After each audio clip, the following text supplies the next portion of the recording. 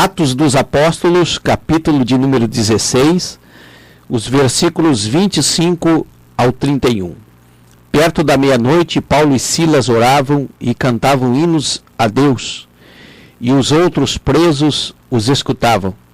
De repente sobreveio um terremoto tão grande que os alicerces do cárcere se moveram, abriram-se todas as portas e foram soltos os grilhões de todos. Acordando o carcereiro e vendo abertas as portas da prisão, tirou a espada e quis matar-se, pensando que os presos tinham fugido. Mas Paulo bradou em alta voz: não te faças nenhum mal, que todos aqui estamos.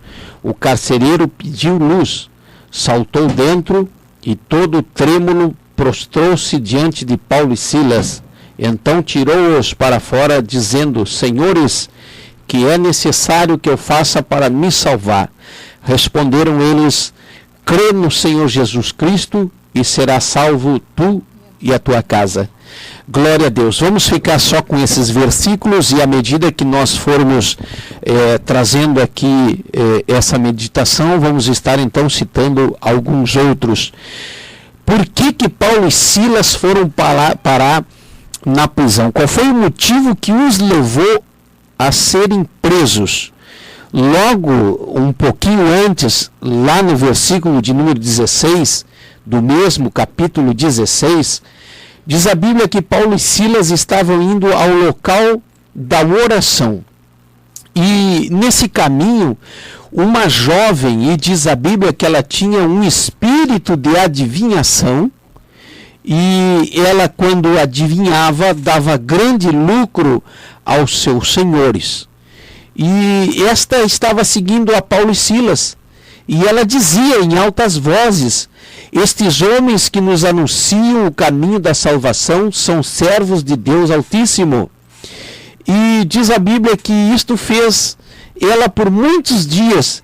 Então Paulo acabou por se perturbar, e discernindo ele o espírito de demônio que estava na vida daquela menina, o espírito de demônio de adivinhação que estava na vida daquela menina, e diz a Bíblia que ele voltou-se para ela e expulsou em nome de Jesus Cristo.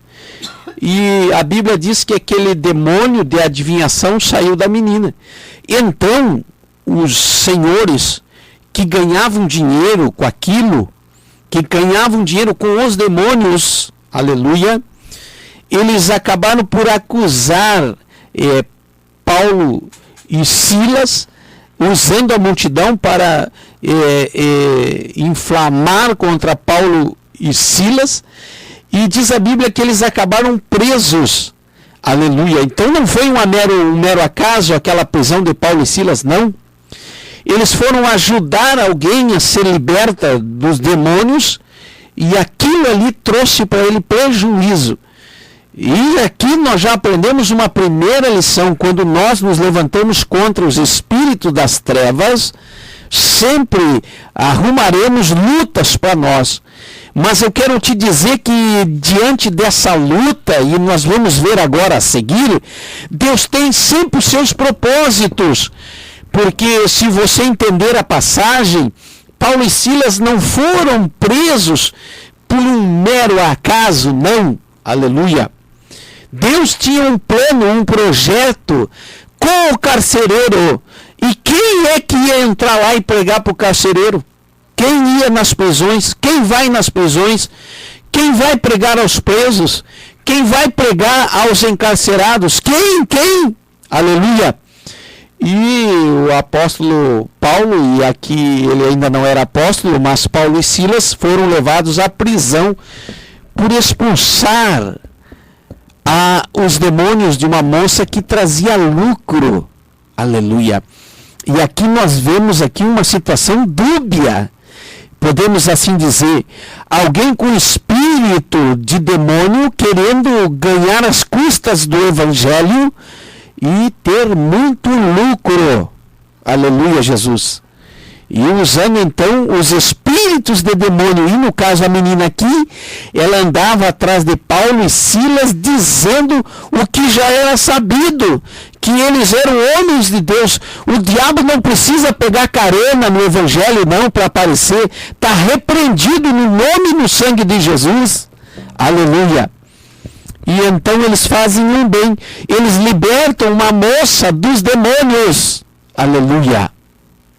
E vejo aqui alguns senhores que preferiam que aquela moça continuasse escrava dos demônios, para que se locupletassem, usufruíssem daquele mal numa terceira pessoa. Aleluia.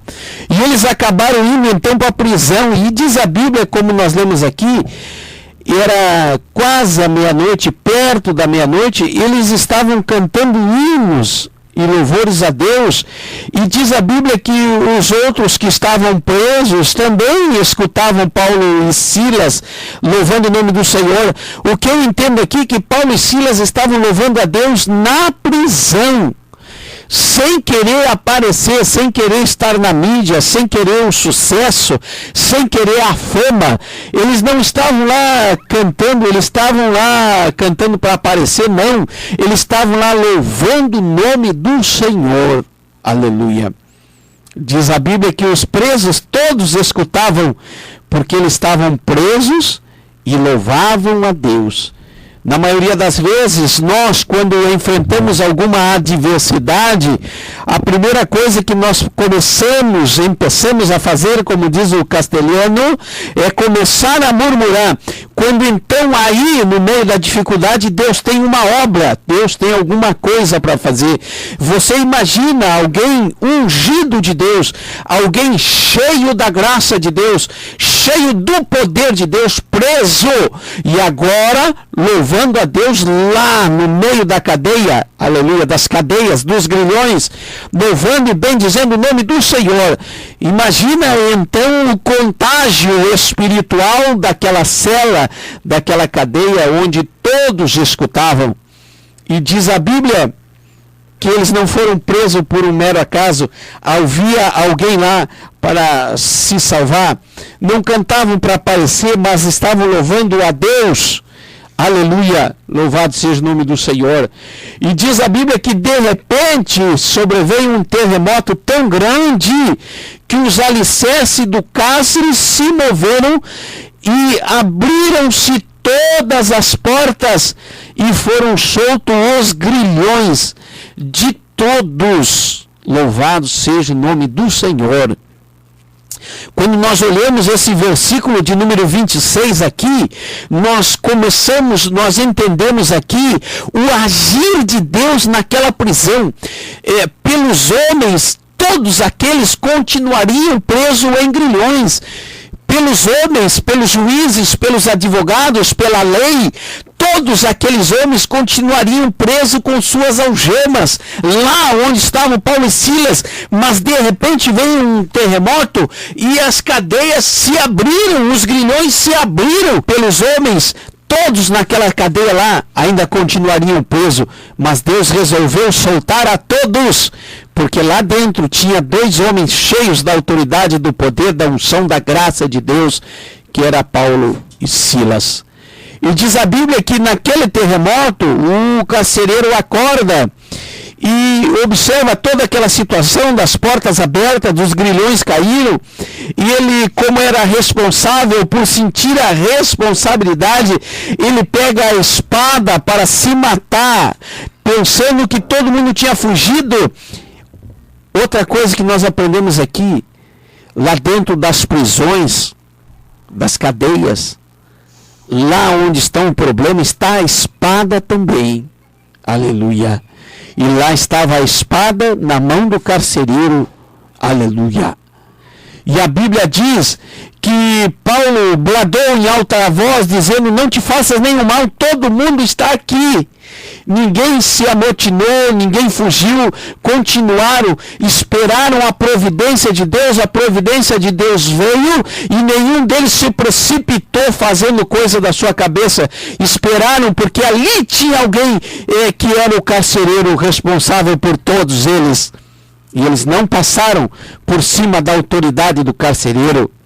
E o carcereiro então pediu a luz. Quantos hoje estão nas prisões e tudo o que precisam é a luz do Evangelho? Quantos estão nas prisões das drogas e precisam da luz do Evangelho? Quantos estão nas prisões do adultério e precisam da luz do Evangelho?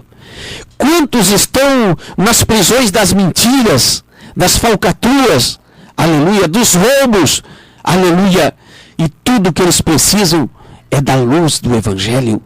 O carcereiro, em meio àquela situação, ele pede a luz, aleluia. E a Bíblia diz que eles se prostraram diante de Paulo e Silas.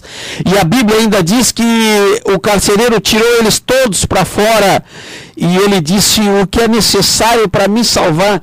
Tamanho foi o poder de Deus naquela prisão, aleluia. E às vezes nós estamos numa situação tão adversa, e a primeira coisa que nós fazemos é nos acovardar, aleluia. É murmurar, é nos entregar, é jogar toalha, é reclamar, aleluia. Quando Deus quer, diante dessa situação, salvar alguém, aleluia. Aquele carcereiro dizia, ao pedir a luz: o que eu posso fazer para me salvar? E você pode estar aí do outro lado. O que eu posso fazer para me salvar? Eu estou nessa situação preso, eu não consigo sair daqui, eu não consigo me livrar do álcool, eu não consigo me livrar das drogas, eu não consigo me livrar da mentira, eu não consigo me livrar desse mundo. Não importa a prisão que você está, se no seu coração está o desejo da salvação, eu venho te dizer o que é preciso para que você venha se salvar. Em um primeiro plano, aceite a Jesus como teu salvador pessoal. Crê somente. Foi a resposta de Paulo, que disse: crê no Senhor Jesus Cristo. Aleluia. E quando você crê no Senhor Jesus Cristo, diante do universo que você faz parte, Deus começa a enviar transformações benéficas, podemos assim dizer. Deus começa a operar milagres em teu favor. Deus começa a operar na tua vida em situações, em circunstâncias que você talvez até não venha nem a perceber, mas Deus já começou um grande milagre.